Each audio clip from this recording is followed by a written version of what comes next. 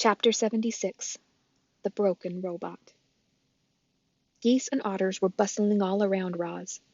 They were pulling arms and legs out of the robot pile and pressing them against her body.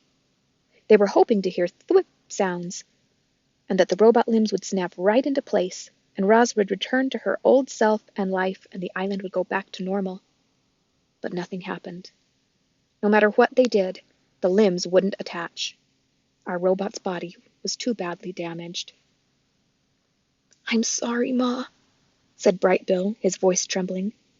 "I thought this would work." "It is okay, son," said Roz calmly. "I am lucky I can still think and speak."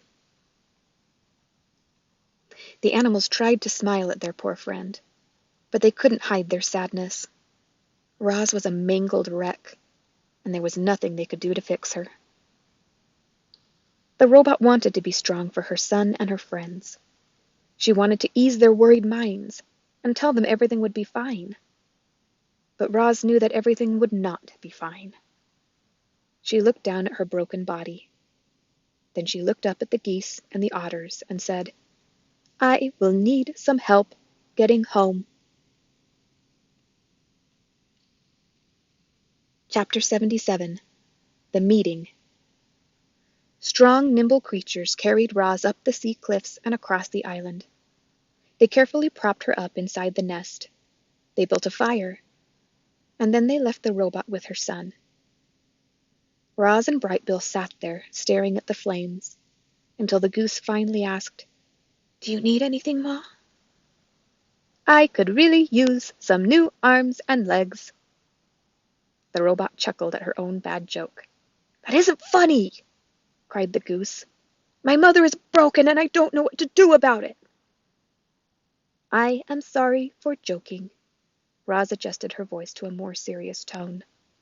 "I know you want to fix me, but there is nothing anyone here can do." At these words her son looked away. "Bright Bill, I am afraid we have some difficult decisions to make. I think you should arrange a meeting of our closest friends. We could use their advice." The goose disappeared out the door, and soon Roz's oldest and wisest friends were on their way. Loudwing was the first to arrive. She limped into the lodge on her injured foot and sat close to her robot friend.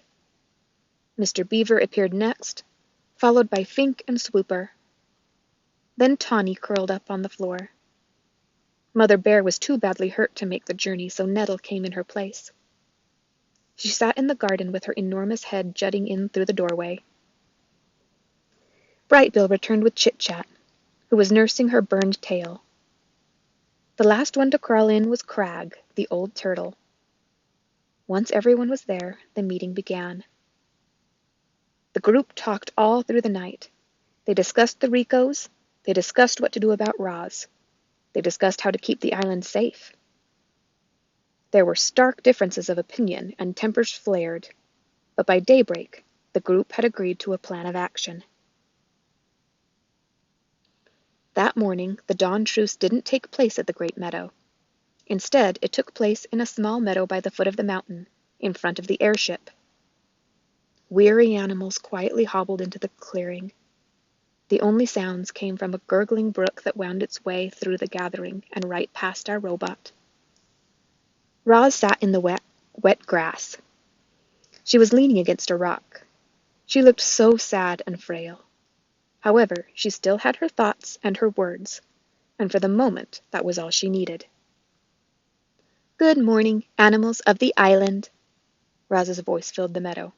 "I must look strange to you, all beaten up like this, but I hope I still sound like your old friend."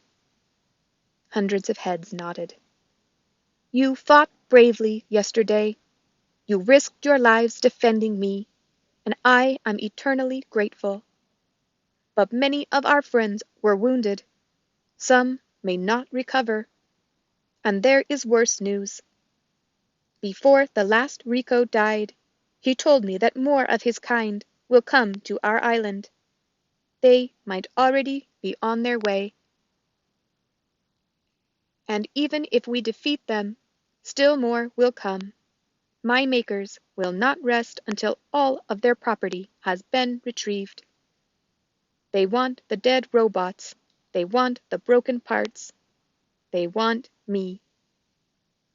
The crowd was silent.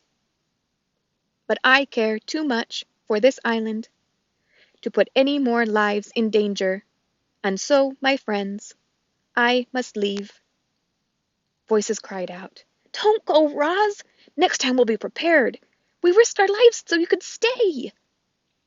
"I hear you," the robot's voice cut through the din. "But look at me. My body is ruined, and the Rico said the only ones who can make me are my makers." "What if he lied?" howled a voice. "You can't trust those monsters."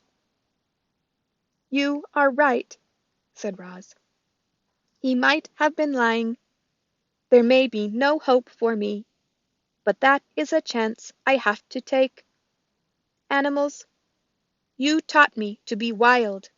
I want to be wild again, and so I must try to get the repairs I need. It is for the good of me and the island that I return to my makers." A calm settled over the crowd. They knew Roz was right.